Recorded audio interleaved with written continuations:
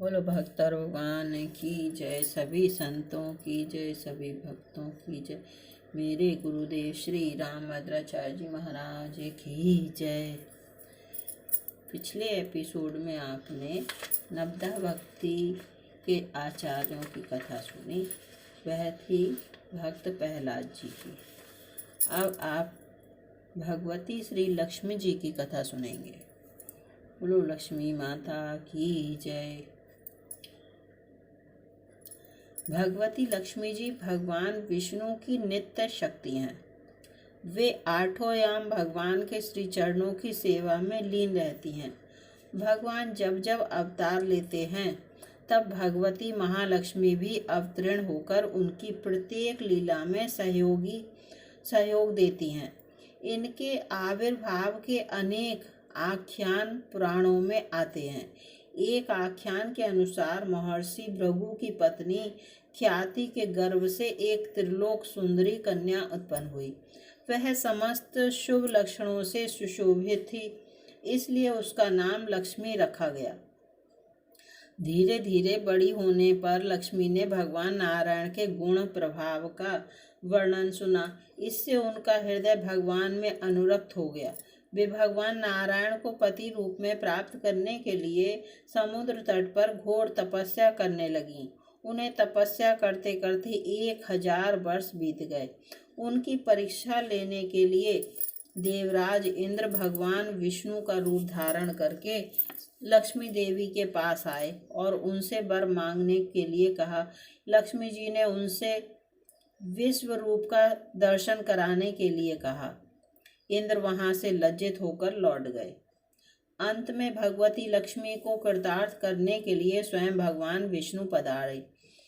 भगवान ने देवी से वर मांगने के लिए कहा। उनकी प्रार्थना पर भगवान ने उन्हें विश्व रूप का दर्शन कराया। तदंतर लक्ष्मी जी के इच्छा अनुसार भगवान विष्णु ने उन्हें पत्नी रूप में स्वीकार किया। लक्ष्मी जी के प्रकट होने का दूसरा इतिहास इस प्रकार है। देवगणों ने दैत्यों से संधि करके अमृत प्राप्ति के लिए समुद्र मंथन का कार्य आरंभ किया। मंद्राचल की मथानी और वासुकी नाग की रस्सी बनी।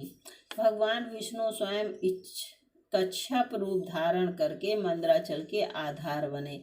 इस प्रकार मंथन करने पर क्षीर सागर से क्रमशः कालकूट, विष, कामधेनु, उच्चैश्रवा नामक अश्व, ऐरावत हाथी, कौस्तुभमणि, कल्प वृक्ष, अप्सराएं, लक्ष्मी, वारुणी, चंद्रमा, शंख, सारंग, धनुष, धन्वंतरी और अमृत प्रकट हुए। क्षीर समुद्र से जब भगवती लक्ष्मी देवी प्रकट हुई तब वे खिले हुए श्वेत कमल के आसन पर विराजमान थी। उनके श्री अंगों से दिव्य कांति निकल रही थी। उनके हाथ में कमल था। लक्ष्मी जी का दर्शन करके देवता और महर्षि गण प्रसन्न हो गए। उन्होंने वैदिक श्री सूक्त का पाठ करके लक्ष्मी देवी का स्तुति किया। सबके देखते देखते वे भगवान विष्णु के पास चली गईं। बोलो लक्ष्मी माता की जय। अब आप श्री पृथु जी की कथा सुनेंगे। श्री पृथु जी पूजन भक्ति के आचार्य हैं। आप भगवान श्री हरि के अंशावतार और आदि राजा हैं।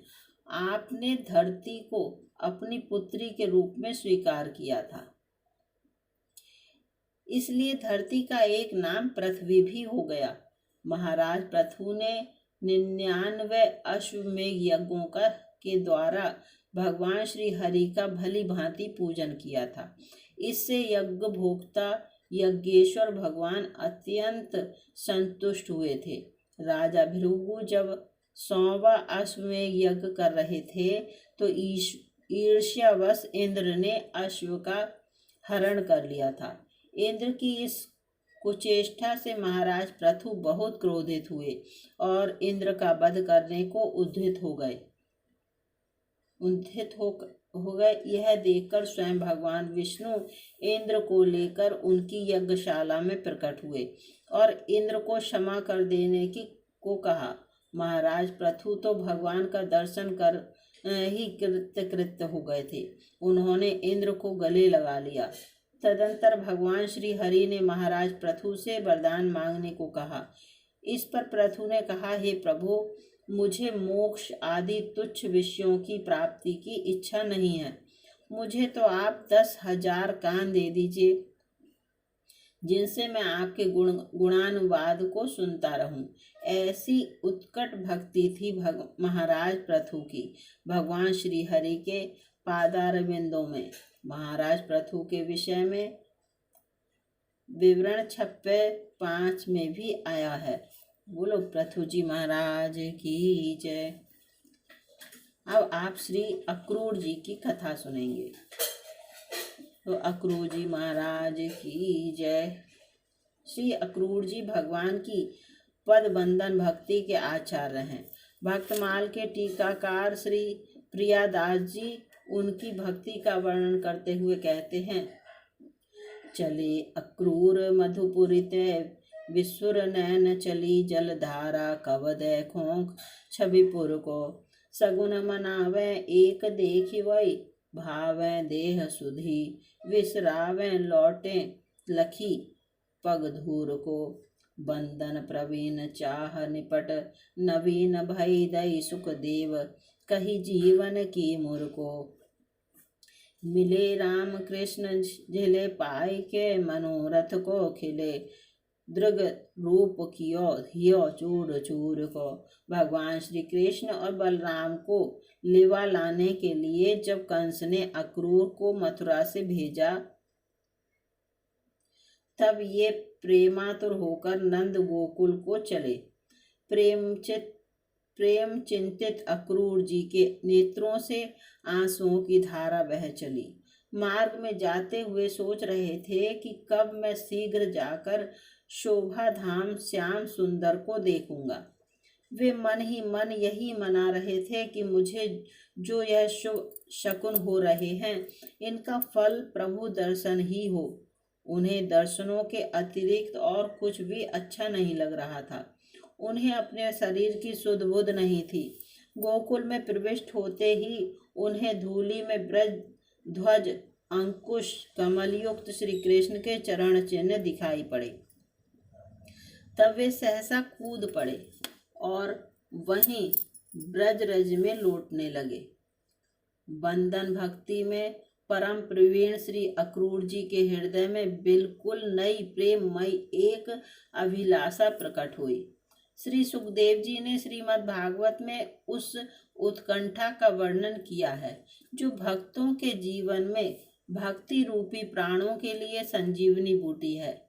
बलराम और श्री कृष्ण दोनों भाई बड़े प्रेम से अक्रूर जी से छाती लगाकर मिले। अक्रूर जी ने मार्ग में जितने मनोरथ किए थे वे सभी पूर्ण हो गए। प्रभु की रूप माधुरी से उनके नेत्र आनंद से खिल उठे। अक्रूर जी ने अपने हृदय को प्रेमार्थ करके प्रभु में लीन कर दिया। श्री अक्रूर जी से संबंधित विवरण 56 में भी आया है। बोलो श्री अक्रूर जी महाराज की जय। अब आप छोटी सी कथा हनुमान जी की सुनेंगे। बोलो श्री हनुमान जी महाराज की जय। श्री हनुमान जी भगवान की दास्य भक्ति के आचार्य हैं। वे स्वयं कहते हैं, दासो हम कौशलेंद्र से, अर्थात मैं कौशलेंद्र श्री रामचंद्र जी का दास हूँ। श्री हनुमान जी के जन्म के संबंध में यह कथा प्रसिद्ध है कि अपने इष्ट देव प्रभु श्री राम जी की सेवा करने के लिए स्वयं भगवान शंकर ही रुद्र रूप लौटकर वानर रूप में अवतरित हुए थे। गोस्वामी जी इस तथ्य को दोहाबली 142-143 में इस प्रकार निरूपित करते हैं। जेहि शरीर रति राम सोई आदरहि सुजान, रुद्र देह तजि नेह वस बानर भे हनुमान, जानि राम सेवा सरस सुमझि करबहन अनुमान, पुरुखाते सेवक भये हरते भे हनुमान। अर्थात सज्जन उसी शरीर का आदर करते हैं जिससे श्री राम से प्रेम हो। इसी स्नेहवश रुद्र देह त्याग कर हनुमान जी ने वानर का शरीर धारण किया। इसी प्रकार श्री राम जी की सेवा का आनंद अपने मन में जानकर ही ब्रह्मा जी जामवंत और शंकर जी हनुमान जी के रूप में अवतरित हुए हैं। बोलो हनुमान जी महाराज की जय। सभी संतों की जय, सभी भक्तों की जय। मेरे गुरुदेव श्री रामभद्राचार्य जी महाराज की जय। अभी आप सुन रहे हैं नवदा भक्ति के आचार्यों की कथा। अब आप अगले एपिसोड में नवदा भक्ति के आचार्य श्री अर्जुन जी की कथा सुनेंगे। बोलो श्री अर्जुन जी महाराज की जय।